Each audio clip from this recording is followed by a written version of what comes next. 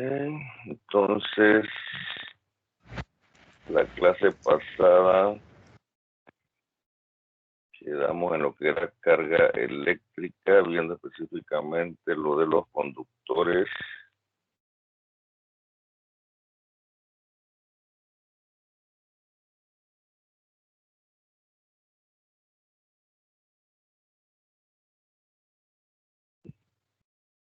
Estamos aquí, ¿no? Estamos hablando de cómo los materiales se comportan respecto a la carga eléctrica. Hablábamos primero que nada de los materiales conductores. Como dice allí la definición, el material por el cual la carga se mueve con facilidad. Como ejemplo, obviamente estamos hablando de todos los metales. Y entre estos comentábamos que los más utilizados son el cobre y el aluminio. Más que nada el aluminio es el que ustedes ven en los postes, así que se puede decir que es el que más se usa, o aleaciones con aluminio. En las casas sí, entonces internamente se utiliza alambrado de cobre. Luego ahí entonces se mencionaba de que, por ejemplo, la plata y el oro son de los mejores conductores, pero obviamente por ser metales bastante costosos y también no tan fáciles de ubicar en este caso.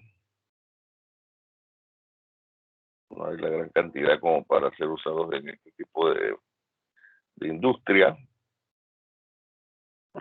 Y a pesar de eso, se les mencionaba de que en algunas aplicaciones, sobre todo en electrónica, se realizan algunos elementos conductores, ya sea bañados con oro o en oro, pero claro, no el mismo quilataje del que se utiliza para anillos y otro tipo de prendas. Así que entonces sí tenemos la aplicación de utilizar el oro en la electrónica para mejorar la conductividad. En este caso, casualmente estaba leyendo hace un par de días una persona que hablaba de la calidad del sonido. Preguntaba de que por qué los equipos que se venden ahora no tienen la misma calidad de sonido que los de hace años atrás. Y otra persona le comentaba de que el detalle hoy en día es que no muchas personas de repente le prestan tanta atención al sonido. Simplemente con que se escuche dos bocinas en estéreo, ya se conforman. Sin embargo, hay personas que sí les apasiona el tratar de escuchar con la mayor fidelidad posible las notas musicales o lo que estén escuchando. Por dar un ejemplo, los cines hoy en día, el que no tenga un sistema surround de más de o sonido envolvente, de repente no es, o sea, es la norma, perdón, y en este caso hace unos años atrás, lo que muchos tenían básico era sonido estéreo. Sin embargo, las personas simplemente no les importaba ir a el cine sonido estéreo y otras sí de repente buscaban los que tenían sonido envolvente. Hay personas que de repente en su casa tienen simplemente un sistema de sonido estéreo y con eso de repente si ven una película se conforman y otras personas de repente adquieren equipos de teatro en casa para tratar de escuchar entonces con sonido envolvente las películas. ¿Ok? Con respecto a los aisladores, se les mostró unas imágenes de los aislantes que hay en los postes. Se les mencionaba de que podían ser de vidrio, de cerámica, de caucho. Aquí casualmente se habla de que los aisladores son algunos de estos elementos, madera, caucho, plástico, faltó ahí la cerámica, vidrio. Como dice la definición, es aquel material por el que fluye la carga muy poco o nada. La idea en este caso con ellos es tratar de que no circule corriente, pero si uno fuerza el cable para que pase más corriente de la que él soporta, lo que puede provocar es que ese cable se sobrecaliente y el, el aislador, la cubierta de caucho que él tiene, que generalmente es un tipo PVC, se derrita. Y muchas veces le digo a los estudiantes que si quieren hacer un experimento, bueno, en el que tendrían que sacrificar una extensión de esta económica, la más baratera que encuentran por ahí, ya sea de color blanco o chocolate o lo que sea, pero que sea la más baratera. Si esa extensión usted la conecta al toma corriente y en el otro extremo le conecta una plancha y se pone a planchar o simplemente deja la plancha ahí caliente, o sea que no debería desaprovecharse y planchar la ropa. Después de un rato, si usted toca ese cable de la extensión, va a sentirlo bien caliente. Y en algunos casos, dependiendo de la mala calidad de la extensión, inclusive el cable empieza a derretirse. ¿Por qué? Porque ese cable no tiene la capacidad para suministrar la corriente que está pasando a través de él hacia la plancha. De todos modos, forzadamente lo está haciendo, pero entonces aquí se da un fenómeno que más adelante en este curso lo vamos a ver, que es la resistencia eléctrica, y que por esa razón entonces se va a dar pérdida de energía a través de calor. Y ese calor entonces es el que va a derretir a ese material que cubre el cable. Y si dejamos que eso se derrita y que se toque un cable con el otro, entonces puede provocar un cortocircuito. Por eso es que muchas veces en las navidades, cuando se dan, y usted escucha la noticia, estos conatos de incendio en las casas, puede ser que de repente en una extensión de estas muy económicas están conectando demasiados elementos y la extensión obviamente no aguanta, se derrite el protector y se dan los cortocircuitos. Si se da un cortocircuito, lo primero que sucede es que se da una chispa. Y si la chispa está cerca de algún material que se pueda inflamar, entonces se va a encender el fuego. ¿Ok?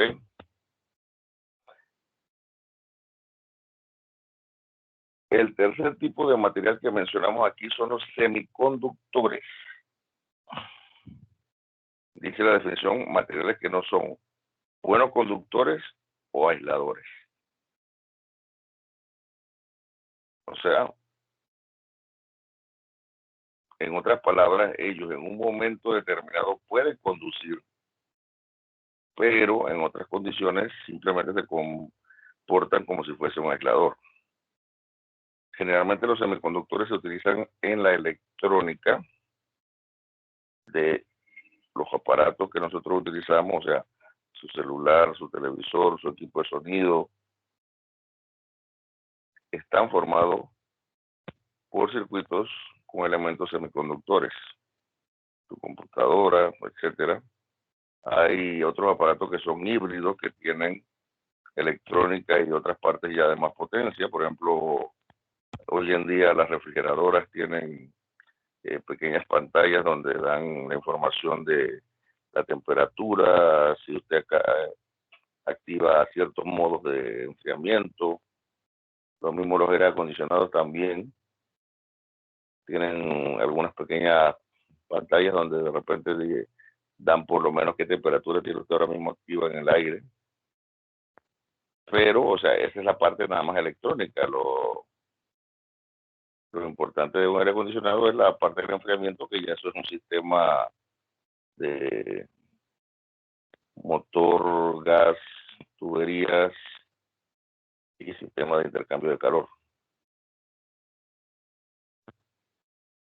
En una lavadora hoy en día usted de repente también tiene una serie de botones, digo, un pequeño display, y con eso usted programa un modo de lavado. Antes todo eso se hacía con sistemas más electromecánicos, en lo que ustedes utilizaban ciertas perillas para hacer las programaciones de los elementos a programar. De los semiconductores podemos decir que entonces los materiales, o el más usado en este caso es el silicio. Es un material bastante abundante en la naturaleza y por esa razón entonces es obviamente el más utilizado en la industria de los semiconductores. Sin embargo, hay otro material llamado germanio que también se utiliza, pero por ser menos común, es más caro. Los dispositivos son más caros, los dispositivos hechos con este material. Y últimamente se está haciendo estudios con un material llamado grafeno. El grafeno es simplemente carbono en una cierta configuración cristalina, y también entonces presenta propiedades de semiconductor. Existiría un cuarto tipo de material, existe, pero es un material mucho más difícil de conseguir.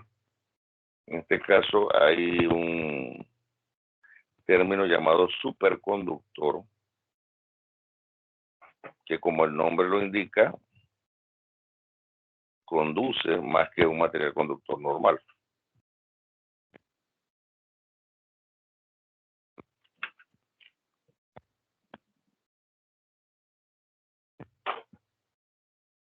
El detallito es que si nos vamos a cómo lograr un material superconductor, entonces ahí es donde está el pequeño detalle, el pequeño truco.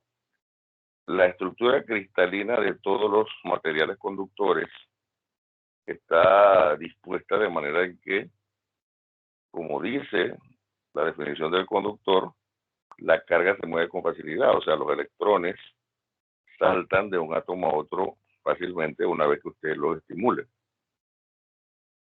En un superconductor, entonces, para lograr yo que sea mucho más fácil ese movimiento, yo de alguna manera tengo que forzar que la estructura cristalina del conductor se comprima. ¿Y cómo realizo esa compresión? Bajando la temperatura en la cual está el material. Así que en otras palabras, yo para lograr un superconductor,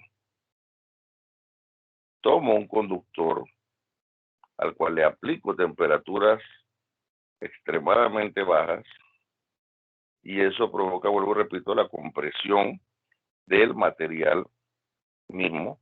La estructura cristalina del material se comprime. Eso provoca que los átomos se acerquen mucho más uno a otro. Y por supuesto, entonces, si físicamente, por ejemplo, a usted se le decía que salte de un punto a otro que está a 1,50 m de distancia, y ahora simplemente con un paso, nada más necesita para lograr lo mismo, entonces, por supuesto que los electrones entonces van a fluir mucho más fácil de esa manera. No sé si me entienden. Originalmente, digamos que usted tenía una distancia de 1,50 de un punto a otro para usted lograr un salto. Y de repente le arreglan el lugar y ahora simplemente con un paso usted logra lo mismo. ¿En cuál está gastando más energía? Obviamente tiene que ser en el que era 1,50 m, ¿no? Tiene que de repente tomar un pequeño envión para poder saltar 1,50 m. Sin embargo, le arreglan el sistema y nada más tiene que dar un paso, obviamente es mucha menos energía que usted está consumiendo. Asimismo, entonces, el material semiconductor, una vez que usted logra enfriar el conductor a temperatura bajo cero, entonces los electrones van a saltar mucho más fácil de un elemento, de un átomo a otro. El problema está en que, como estoy mencionándolo, hay que enfriar el material, y para enfriar el material usted tiene que utilizar técnicas que gastan energía. Generalmente, por ejemplo, se dice que si enfrío con nitrógeno líquido el material, entonces se vuelve superconductor. Pero para yo obtener ese nitrógeno líquido, obviamente tengo que gastar energía para conseguirlo. Así que los superconductores sí son utilizados, por ejemplo, en lo que mencionábamos del CERN, el colisionador de partículas en Europa y otros colisionadores que hay en el mundo. Usted necesita que los electroimanes que se colocan en el anillo donde se va a hacer el envío de la partícula sean enfriados a estas temperaturas bajas, para que entonces esos electroimanes sean electroimanes de material superconductor y puedan entonces trabajar mucho mejor.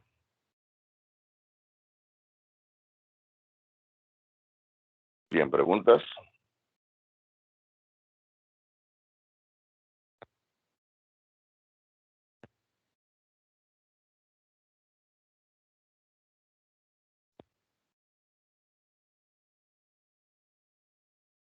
¿No hay preguntas? No, profe.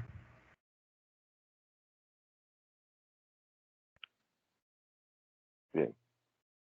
Entonces, fue en el otro grupo que me preguntaron eso. Una persona me hacía una pregunta en el otro grupo con respecto a que él parece que está trabajando, no me dijo el lugar, en el cual tenían un problema con un motor que lo conectaban y se fundía el cable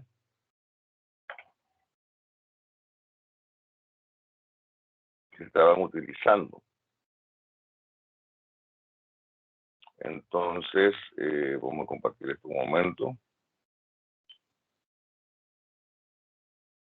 Le hacíamos ver aquí en una búsqueda de Google.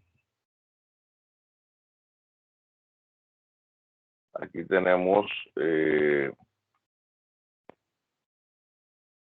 una serie de tablas en las cuales de repente aquí, en esta que acabo de resaltar, se tiene en la primera columna las siglas AWG. Desgraciadamente está como un poco pixelada, vamos a hacer un otro. Esto se mejor. La sigla AWG, aquí me dan entonces, ya sea el diámetro en pulgadas o milímetros. Aquí me dan el área de esa zona circular en milímetros cuadrados. Y este número AWG es el número de calibre del cable, ¿no? Aquí en esta tabla solamente veo los tamaños del cable con respecto a sus parámetros geométricos. Sin embargo, esos mismos cables, no.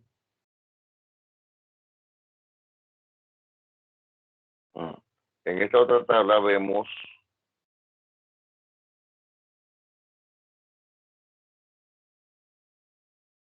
la numeración, el diámetro en milímetros, su conversión a otro estándar de cable que es el SWG, Esto es la cantidad máxima de diámetro que pudiera tener en este caso en la conversión SWG. Aquí en este es 230, acá es 234. Sin embargo, ambos manejan máximo de amperaje de 12 amperios. Y de aquí en adelante vean que el diámetro va disminuyendo y asimismo también va disminuyendo la cantidad de amperaje. ¿Ok? Vamos a ver otra tabla mejor. Esta es la misma que vi hace un momento.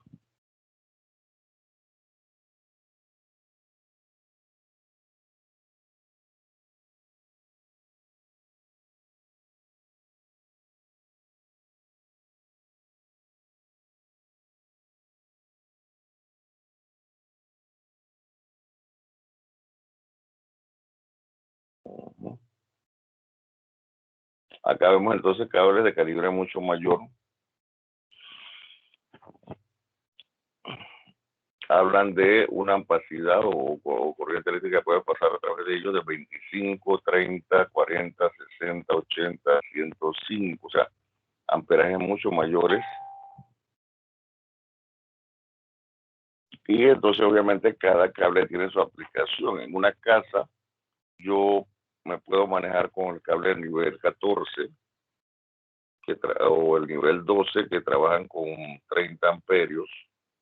Es más, los breakers que yo coloco en las casas son generalmente de ese tipo de amperaje, 25, 30 amperios. Sin embargo, entonces vemos acá más abajo cables, los cuales tienen ya unos niveles de corriente que puede pasar a través de ellos mucho mayores.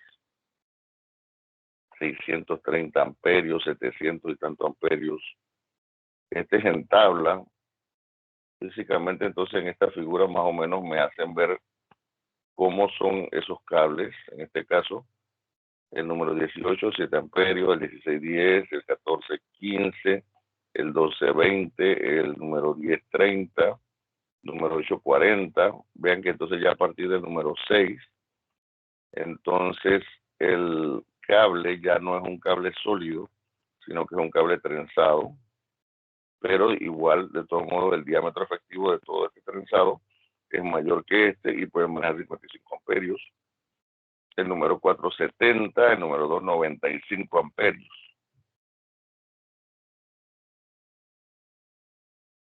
En una imagen real, de repente aquí también los tenemos.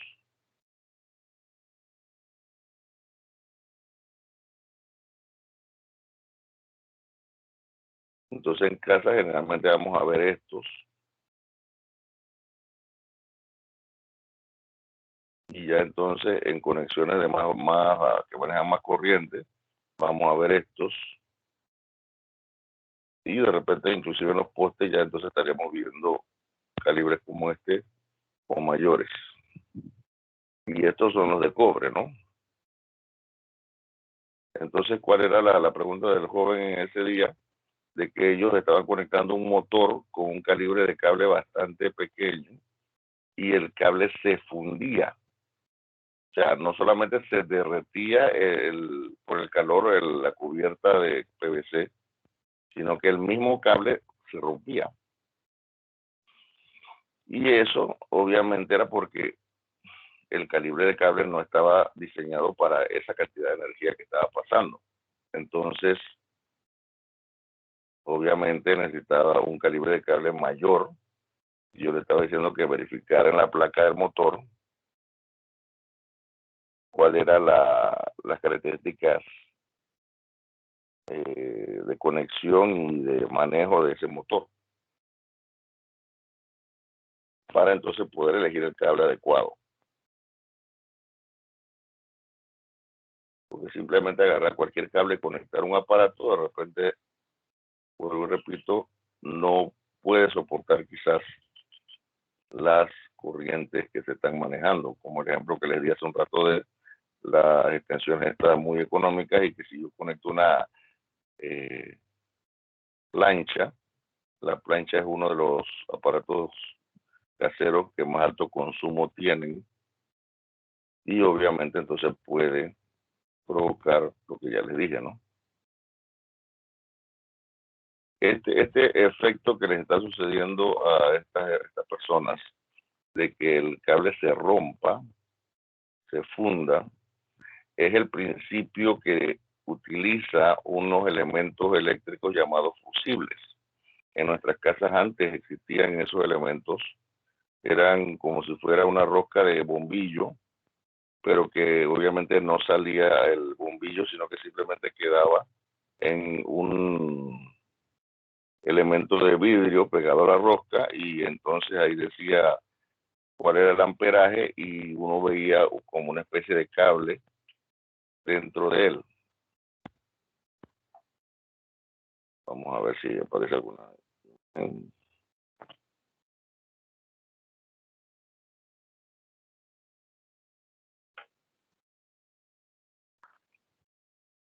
Bueno, estos son otros tipos de fusibles que de repente utilizamos en algunos aparatos electrónicos. Esto de repente lo vemos, este que estoy aquí señalando, son los que vemos en los automóviles. Como ven, hay diferentes tipos de fusibles, pero no veo el que se utilizaba antes en las casas. Bueno, en algunas casas se utilizaban fusibles como estos,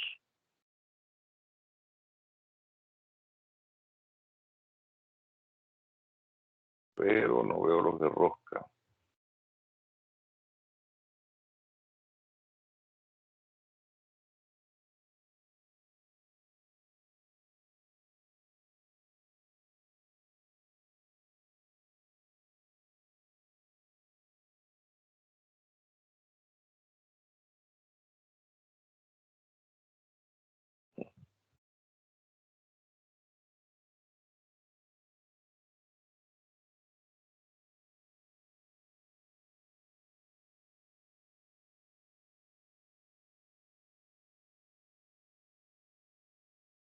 Aquí hay unos de rosca, pero no son los que les digo que se utilizaban aquí.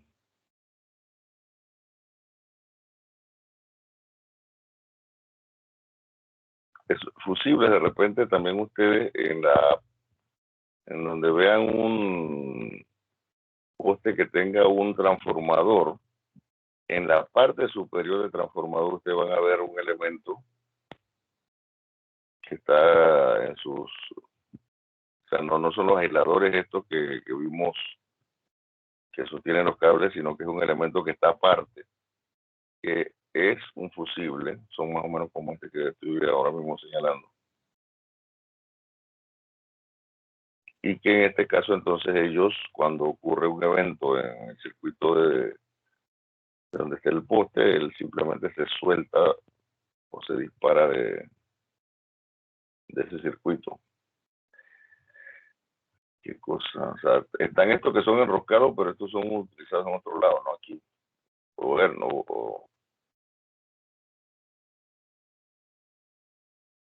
el detalle con los fusibles estos que se utilizaban antes era que si él decía que era de 15 amperios y usted en el circuito sobrepasaba los 15 amperios, él se quemaba. Y una vez que se quemaba, entonces usted tenía que desenroscarlo. Ajá, esto es lo que de repente quizá ven en los postes, ¿verdad?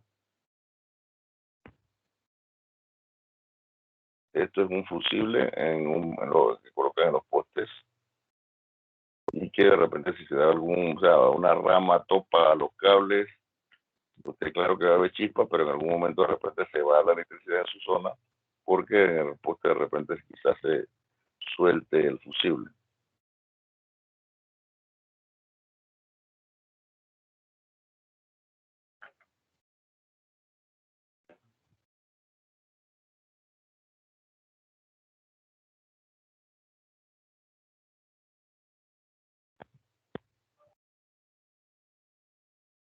Este es uno así como que estoy mencionando, de rosca, dice que es de 30 amperios, y aquí adentro entonces está el elemento conductor, que cuando usted sobrepasa los 30 amperios, él viene y simplemente se rompe, no deja pasar más la corriente.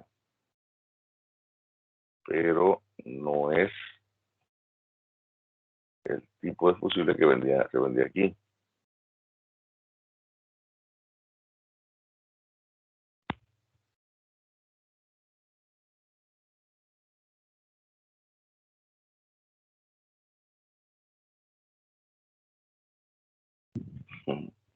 Y cuando uno busca algo no lo encuentra y después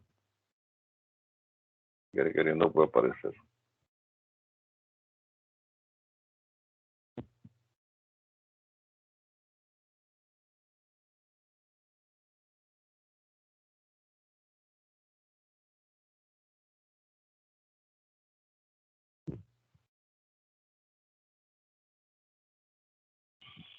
Mm,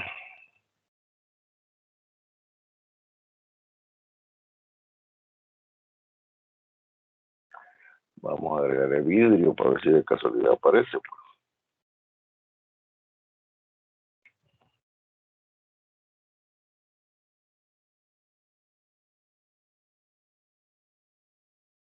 De este tipo ustedes lo van a ver mucho en los aparatos electrónicos. También están diseñados para que si dentro del aparato se sobrepasa un cierto nivel de corriente, él simplemente tiene un filamento aquí en el centro y el filamento se rompe. Entonces, ahí en este caso esto hay que quitarlo y colocar uno nuevo. En el laboratorio presencial de física 2, ustedes tienen que hacer conexiones de circuitos. Lamentablemente en este año ustedes no van a tener esa experiencia. Y una vez que ustedes conectan los circuitos, tienen que medir los parámetros que se piden de él y en este caso se utiliza entonces un aparato llamado multímetro que permite hacer diferentes tipos de mediciones. El problema está en que cuando usted utiliza mal el aparato para hacer las mediciones, entonces él internamente tiene fusibles como este, los cuales simplemente por proteger el aparato se rompen y usted tiene que abrir el aparato y cambiar el fusible. Dependiendo de dónde lo compre, puede estar entre 25 a 50 centavos localmente. Oigan, les debo el bendito fusible. Pues es posible que nada más lo vendían aquí en Panamá.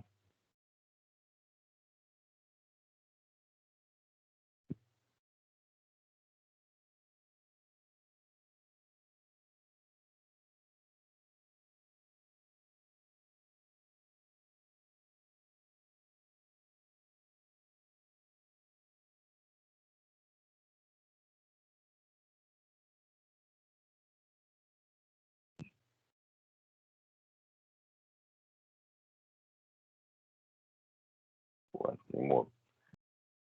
Entonces, estos eran los elementos de protección que se utilizaban años atrás. Bueno, todavía vuelvo y repito, los aparatos electrónicos se utilizan, pero para efectos de la instalación eléctrica en sus casas, años atrás se utilizaban fusibles. Sucedió un evento, se quemó el fusible, tenía que usted ir a la caja del fusible, desenroscar el fusible que se quemó y colocar uno nuevo. Hoy en día nosotros utilizamos entonces un elemento que es reutilizable que se llama breaker. En este caso el breaker tiene un sensor que si se llega a dar un nivel de corriente mayor al que él está seteado, entonces simplemente desconecta, o sea, es como un interruptor, pero que el interruptor simplemente solito se va a la posición de off y entonces de esa manera desconecta el circuito.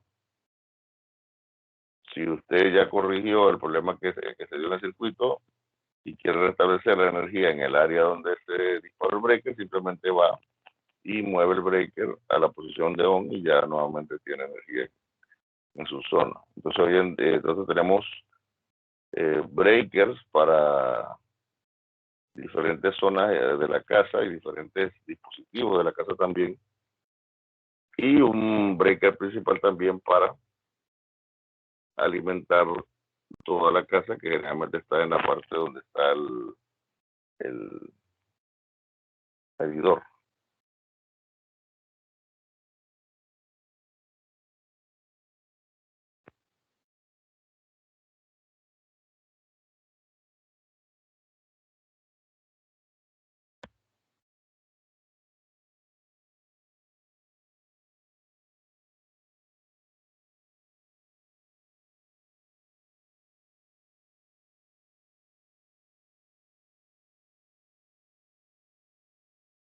Entonces vamos a salir de esto, vamos a regresar a la presentación.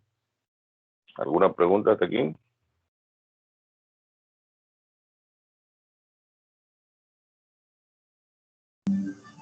No, profe. En este momento no, profe. Bien. Entonces, como vemos, los materiales, dependiendo de la carga y de la cantidad de carga, se comportan de diferentes maneras. Y vuelvo y repito, como estos son los tres más usados, los tres que vamos a ver más en nuestro ambiente cotidiano, por eso es que entonces nada más presento estos tres en esta diapositiva. Y el cuarto tipo, que sería el superconductor, todavía no está tan presente, solamente está en lugares de experimentación. Por ejemplo, si ustedes escuchan sobre trenes de levitación magnética, que son trenes que están flotando sobre imanes, esos imanes son superconductores, pero necesitan enfriarse. Si nosotros lográramos obtener un material superconductor que fuese superconductor a temperaturas normales, o sea, temperaturas ambientes nuestras, amén, eso eliminaría cualquier cantidad de pérdidas en las líneas. Porque nosotros, una vez que logramos generar energía, ya sea en una hidroeléctrica, una termoeléctrica, un sistema de estos de eólicos, etcétera, el generador, él llega podemos llevarlo a su máxima capacidad de generación. Sin embargo, eso entonces después lo tenemos que hacer llegar a el usuario final. Entonces ahí viene lo que se llama la transmisión.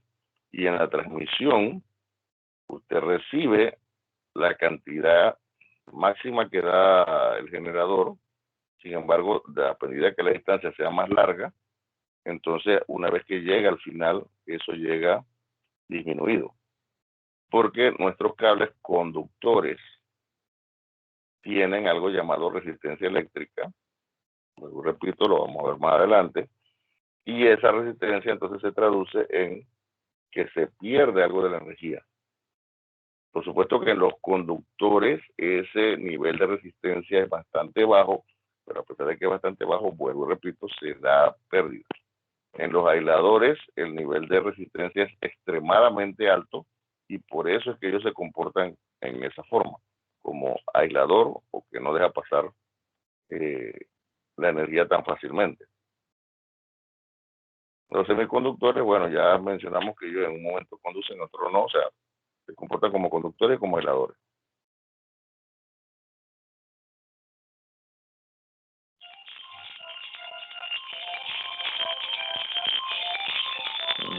¿Se da un permisito?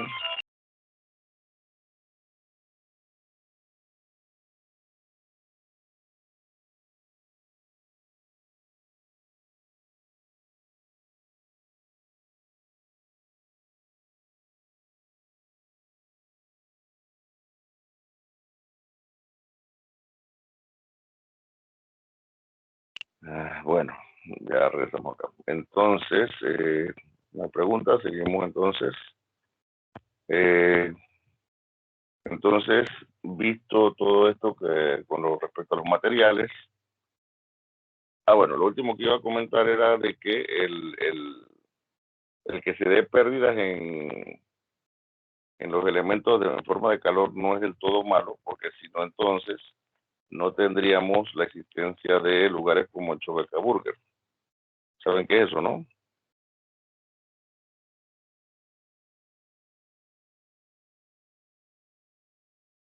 Sí, profe. ¿Qué es?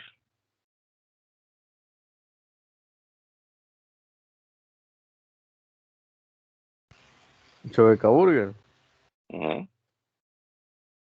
Bueno, el que yo conocía era no era la cocina aquí donde se compraban frituras y eso.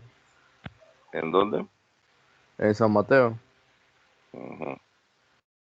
Una serie de fondas que hay en ese lugar donde eh, obviamente el producto principal son las frituras, pero el detalle es que usted la fritura, como dice el nombre, la tiene que freír y luego entonces colocar en un lugar para que se mantengan todavía calientes.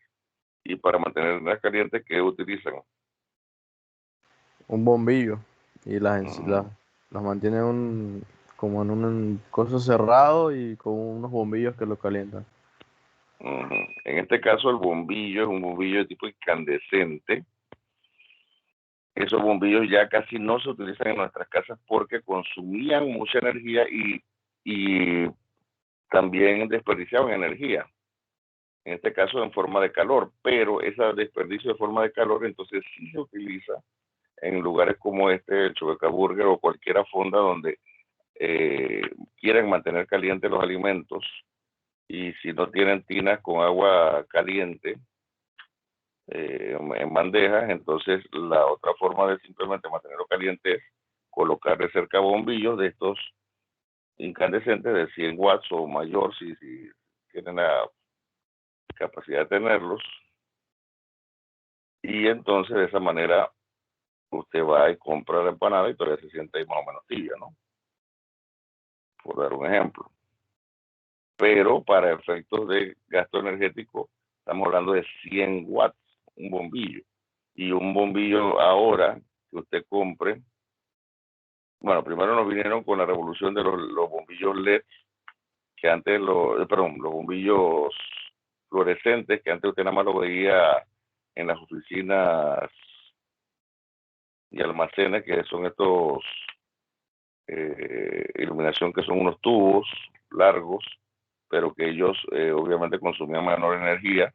Entonces se dio hasta que se logró hacer un bombillo fluorescente que se pudiera enroscar y entonces reemplazó a los bombillos incandescentes, gastaban menos energía. Pero entonces, después también, a pesar de que ya existía hace buen par de años atrás, los LED fueron llevados también a la iluminación normal y entonces hoy en día nos eh, vamos a buscar en este caso los bombillos LED que consumen mucho menos energía que los anteriores y de esa manera entonces tenemos este beneficio en que supuestamente nuestra cuenta eléctrica, por lo menos en iluminación, debería bajar. Bien, regresando entonces a esta diapositiva, dice que la ley de la conservación de la carga, la cantidad total de carga eléctrica en el universo permanece constante y no es posible crear ni destruir cargas aisladas. Las cargas pueden crearse y destruirse solo en pares de igual magnitud y signo opuesto. ¿Okay? Eso entonces es lo que generalmente se da cuando usted provoca una explosión nuclear.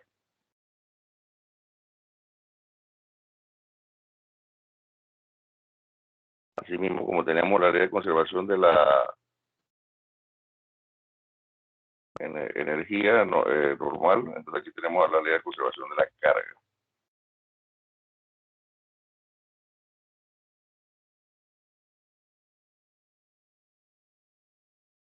Bien, entonces entrando ya en una era más moderna con respecto a todos los estudios de electrostática y demás, vemos que el señor apellido Gilbert de 1540 a 1603 descubrió que la electrificación era un fenómeno de carácter general.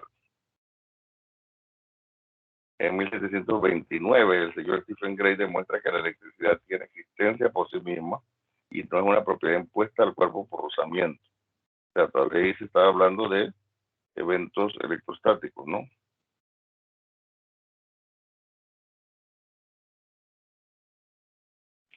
El señor Franklin, de 1706 a 1790, demuestra que existen dos tipos de electricidad, las que llamó positiva y negativa.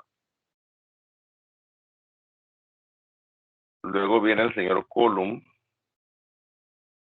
de 1736 a 1806, en el cual encuentra la ley que expresa la fuerza que aparece entre cargas eléctricas.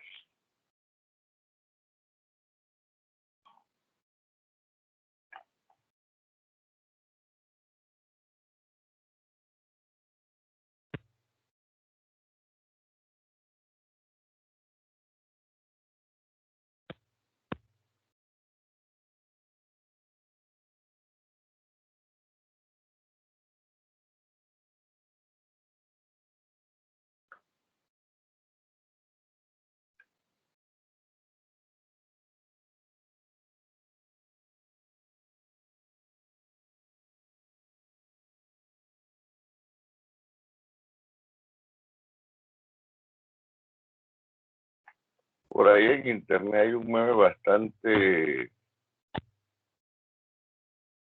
aplicable a este tema. Vamos a mostrárselo un momentito nada más.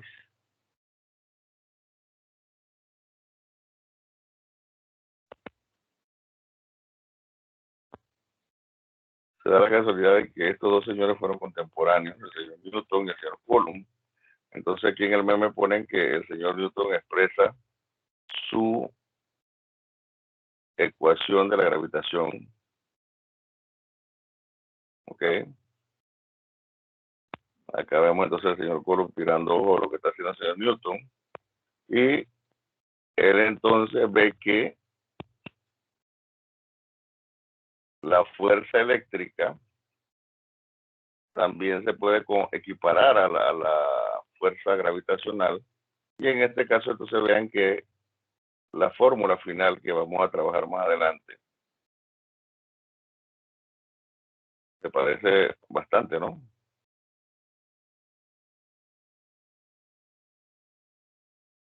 Solamente que en este caso, como aquí hablamos de gravitación, M es masa, G es la constante gravitacional y D es la distancia que está entre las dos masas. Acá en la ley de Coulomb, Q son las cargas que vamos a estudiar en un momento determinado. La K es una constante que se determinó experimentalmente. Y la R es la distancia entre las dos cargas.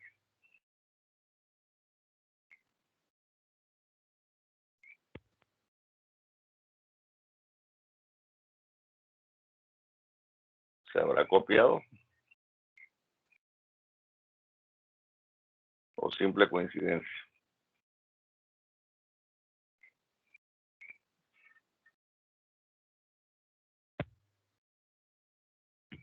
El detalle es que, bueno, el señor Coulomb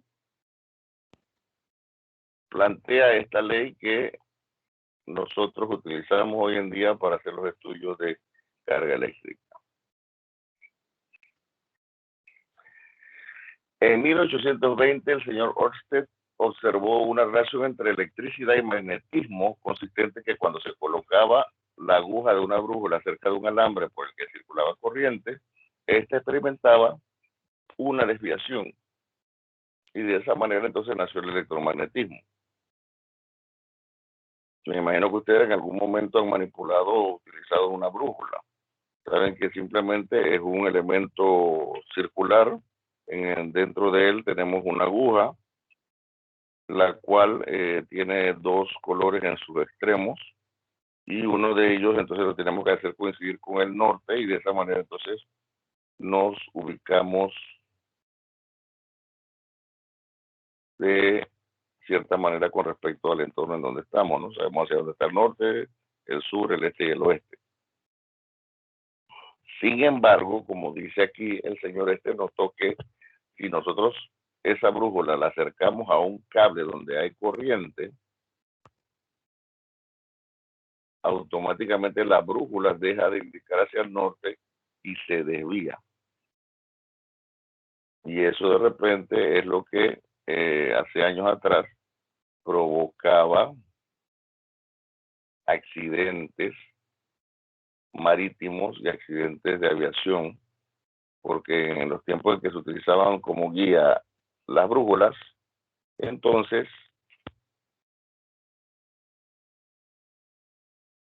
si usted estaba en una tormenta eléctrica o pasaba en algún lugar donde se diera algún tipo de distorsión eléctrica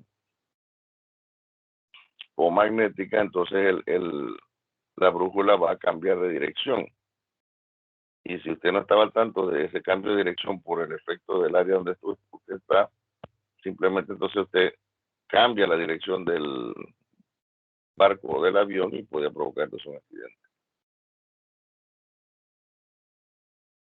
Acá si usted de repente conecta en una extensión algún otro aparato y lo enciende y acerca una brújula a la extensión, va a ver entonces lo que se menciona aquí en este texto.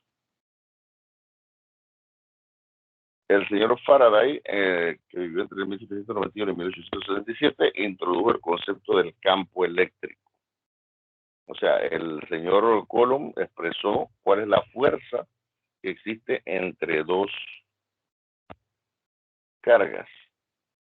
Pero también nosotros vamos a tener no solamente dos cargas, sino más cargas. Sin embargo, también, entonces, en este caso, el señor Faraday expresó de que cuando tenemos una carga, alrededor de ella se crea como una especie de campo. Asimismo, como cuando ustedes llegan a ver algún capítulo de Dragon Ball y que de repente los señores estos elevan ¿qué cosa? El ki. Elevan su ki para pelear de una mejor manera. Entonces, los dibujantes del anime nos hacen ver que ese ki es como una especie de aura, una especie de flama que rodea entonces al personaje, ¿verdad? Y que entre más aumenta el... ¿Perdón? Hasta rayitos le ponen, de que entre más rayitos más... Sí, entre más sube el ki, más locura le añaden, ¿no? Pero nosotros no nos interesan los rayitos, no nos interesan que las piedritas floten. Lo que nos interesa aquí es que a medida que él aumenta el ki, esa flama que lo rodea también crece, ¿no?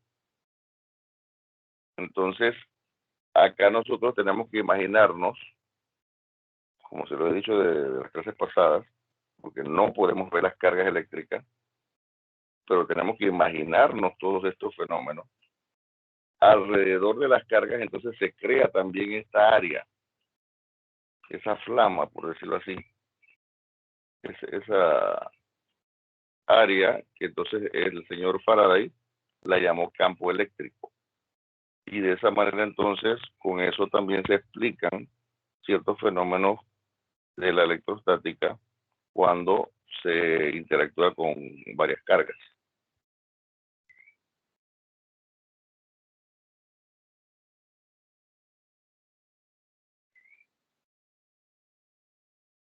Siempre pongo de ejemplo a Dragon Ball en este caso porque allí, al momento en que elevan el ki, se ve esta aura, esta flama que crece, ¿no?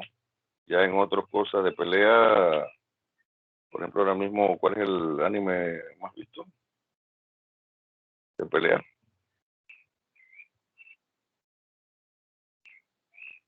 Yo creo que es ese Dragon Ball. Ahora mismo. El que está actualmente, que ha tenido más fama, sería Boku no Hero, de ese estilo. No, estoy hablando ahora mismo, porque con los Hero apenas está empezando la nueva temporada. Sí, por eso. El que terminó la temporada es esta que acaba de terminar. ¿Cuál fue el más? Está con Titan, profe. Jujutsu Kaisen. El protagonista Titan habla de gigantes. Otro. Era el Jujutsu de los manes que se agarraban ahí a... Ese mismo. Sí. Jujutsu, no Kaisen. Sí, ese mismo. En ese, de repente, los personajes les hacen ver de que supuestamente cuando van a hacer un golpe, supuestamente Manejan energía maldita. ¿Cómo? Se supone que eso que se ve en Dragon Ball, que es como el ki, acá manejan como tipo la energía maldita, que es lo que supuestamente los rodea en los golpes. Pero aquí nada más la proyectan en el golpe, de repente nada más se la ponen en la mano, no en todo el cuerpo muchas veces, ¿no? Acá en Dragon Ball sí ponen toda la flama en todo el cuerpo. Entonces, por eso es que siempre uso más Dragon Ball que otros animes que de repente también sean de pelear, pero que no manejan ese concepto de totalidad. ¿Me entienden? Acá solamente, como dice la compañera, la maldición la proyecta, pero por ejemplo en el puño nada más. O sea, concentra la energía en ese lugar nada más. Acá siempre hacen ver de que el señor Goku y sus amigos cuando hacen elevan el ki, los rodea completamente. O sea, acá tenemos que pensar no en que vamos a golpear a nadie, sino que simplemente la carga alrededor genera un área que es llamada campo eléctrico. ¿Ok?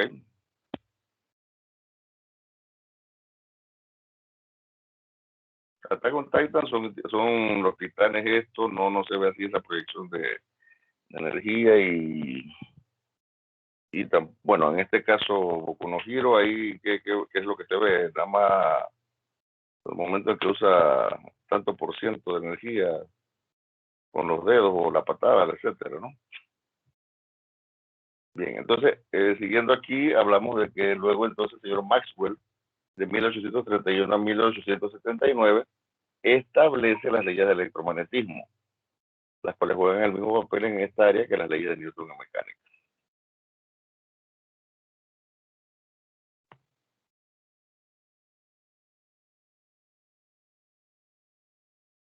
La cantidad de carga se puede definir en términos del número de electrones, pero el coulomb es una mejor unidad para el trabajo posterior. Entonces, una definición temporal que podemos enunciar dice que un coulomb equivale a 6.25 por 10 a la 18 electrones. Entonces, por eso es que realmente cuando hablamos de carga eléctrica, vamos a hablar de coulombs y no de electrones. A pesar de que son los electrones los que se están moviendo, ven esa cantidad, 10 a la 18. Entonces es más manejable trabajar un coulomb que es equivalente a esto, que irnos directamente a estos números extremadamente grandes. De repente hablamos de 5 coulombs, 10 coulombs, o sea, imagínense. Entonces, un solo electrón tiene una carga de menos 1.6 por 10 a la menos 19 coulombs, que fue el valor que se dio anteriormente cuando hablamos de la carga del electrón y protón, etc. En este caso, como dice aquí, un electrón equivale a esto, menos 1.6 por 10 a la menos 19. El protón tiene la misma carga, pero solamente que en este caso sería positiva.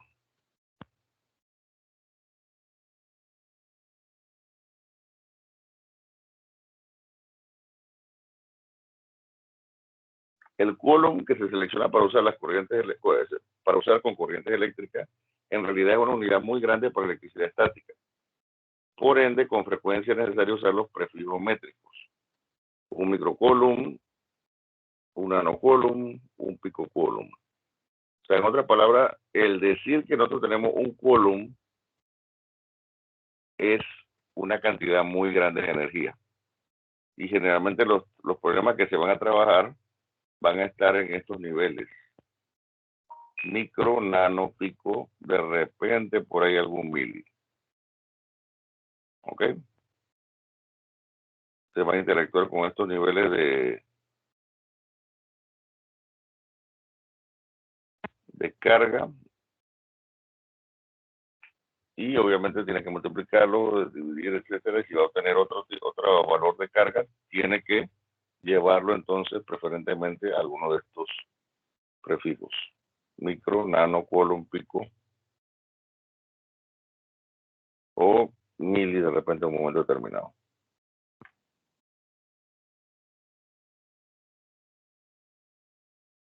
Entonces tenemos aquí un pequeño ejemplo.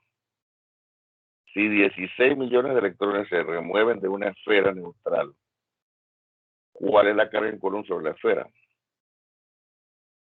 Ya se dijo que un electrón equivale a menos 1.6 por 10 a la menos 19 coulomb.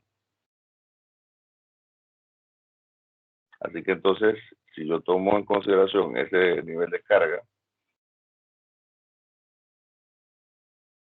que me están diciendo que son 16 millones de electrones, y sé que la equivalencia de un electrón es menos 1.6 por 10 a menos 19 coulombs, entonces sé que estoy extrayendo menos 2.56 por 10 a la menos 12 coulombs. Pero el detalle aquí en este problema es que se remueven electrones. Así que si estoy quitando electrones, como vimos en los ejemplos anteriores de fricción, en el que yo sí friccionaba caucho con piel, uno quedaba con carga negativa porque absorbía electrones y el otro con carga positiva porque soltaba electrones. Entonces aquí se da lo mismo, como estoy diciendo que estoy sacando electrones de la esfera, entonces ya al tener menos electrones va a quedar cargada positivamente. Así que la respuesta final debería ser entonces que la carga de la esfera debe ser de 2.56 pico coulomb, ¿no? O sea, aquí ya está calculado por 10 a la menos 12, así que entonces se utiliza el prefijo y se da la respuesta como 2.56 pico coulombs. ¿Preguntas?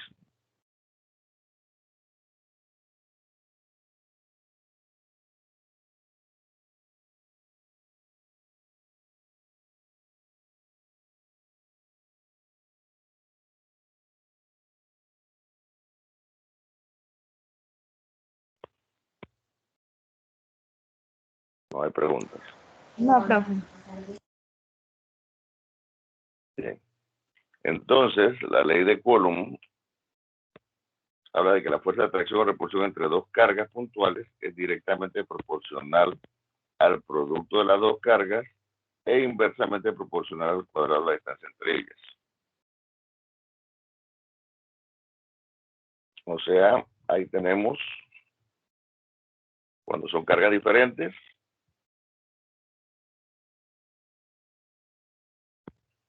las fuerzas están en dirección una contra la otra.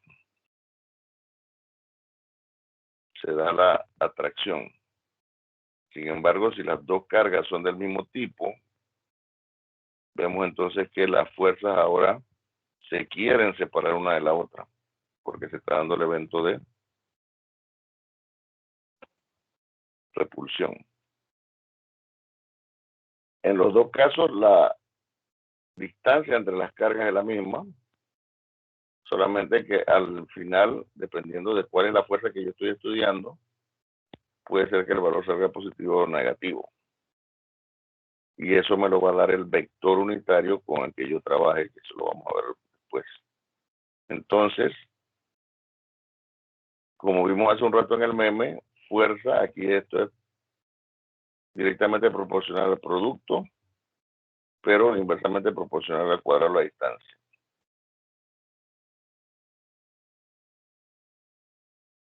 De ahí entonces luego, por cálculos matemáticos, sale la constante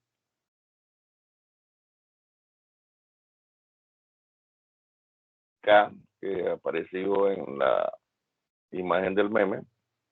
La constante proporcional de K para la ley de Coulomb depende de la elección de las unidades para carga.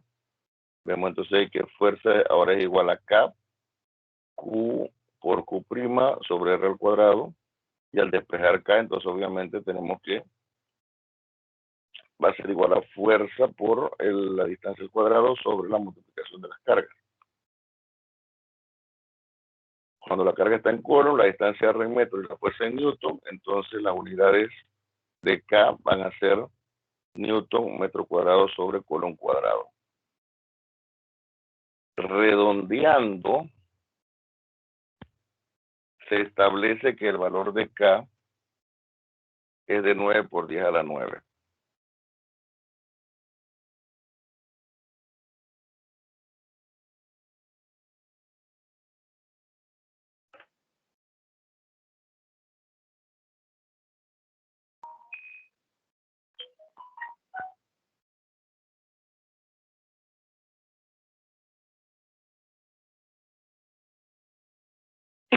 pero para dar más para darle más decimales, el valor real estimado es de 8.987 por 10 a la 9.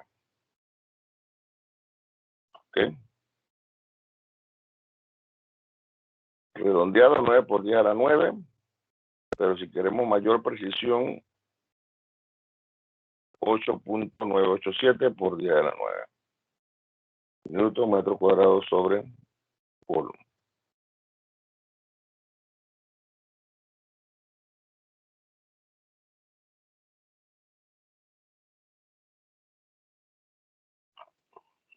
Así que tomando eso en consideración, vemos aquí un otro ejemplo en el que me dan una carga de menos 5 microcoulomb, se coloca a 2 metros de una carga de más 3 microcoulomb, encuentre la fuerza, bueno, vamos a ver, encuentre la fuerza entre las dos cargas, porque se borró la distancia ahí.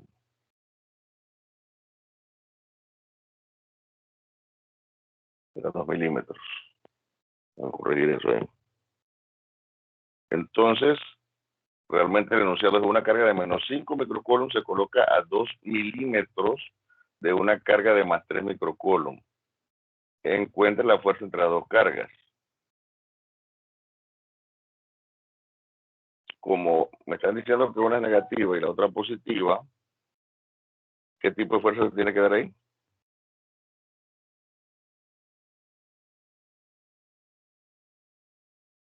Fuerza de atracción. Acción, profe.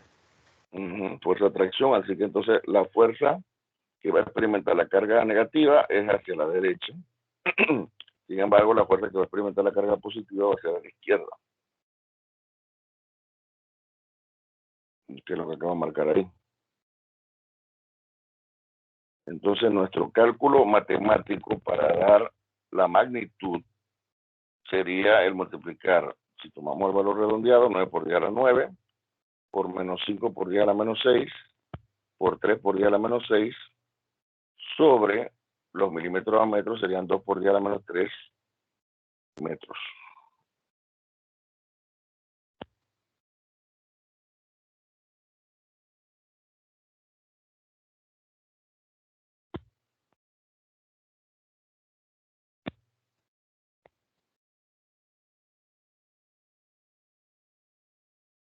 Ya, con razón estaba sonando el celular. No sé si a usted le ha llegado esa noticia, pero dice que hay un incendio grande en calle Tercera. Sí, profe, se incendió Peneco. Sí, eso es lo que me acaban de llegar. Y eso que ha estado lloviendo. Sí, Y sí, ayer pero arriba en Cerro Punta se creció el río. De nuevo. sí, pues la lluvia que está cayendo, por lo menos en mi casa, no está tan fuerte como para ayudar a apagar un incendio. Bien, entonces seguimos aquí. La magnitud de este cálculo sería 3.38 por 10 a la 4 newton en atracción. ¿Ok? En este caso aquí se está dando simplemente la acción que se está dando entre las cargas, atracción.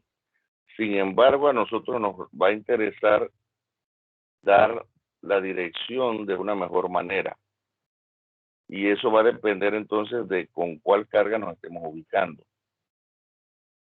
Y también, de acuerdo a la carga que nos estamos ubicando, tenemos que entonces hacer lo que se llama el vector unitario.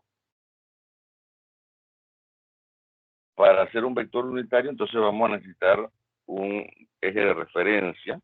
Como aquí no me dan ningún, solamente me dicen que la distancia entre las dos cargas es 2 milímetros, yo de repente puedo asumir que mi eje de referencia es la posición donde está la carga de menos 5 microcoulombs. Así que aquí este sería mi 0, 0. Esta carga estaría en la ubicación 2,0, porque estamos hablando de que solamente está horizontalmente el sistema. Y si yo busco el vector de esta carga, yo tendría que restar esta coordenada menos esta coordenada. Así que el vector sería 2i solamente porque no tengo más, no tengo ninguna otra coordenada, no tengo y, no tengo z. Y luego si busco el vector unitario se busca con cada elemento del vector normal entre su magnitud. Y aquí como la única coordenada es 2, si buscamos la magnitud también va a ser 2. Así que el vector unitario va a ser i. Y entonces en este caso, esta fórmula, si estamos buscando la fuerza en la carga negativa, debería ir multiplicada por el vector unitario que sería i. Y aquí finalmente, entonces la respuesta sería 3.38 por 10 a la 4 i newtons. En la atracción no se pondría porque simplemente ya me está indicando de que la fuerza va de esta dirección o de este punto hacia la derecha. Si nos ubicáramos entonces en la carga positiva, al buscar el vector unitario yo tendría que restar esta coordenada menos esta. Y eso me daría pie a que mi vector sería menos 2i en milímetros, ¿no? Cuando busque el vector unitario sería menos i. Y al final mi respuesta sería esta misma magnitud, pero negativa, porque va hacia la izquierda, ¿no? Entonces, la hora ya se acabó. La próxima clase vamos a hacer una pequeña práctica casualmente con esto de los vectores. Y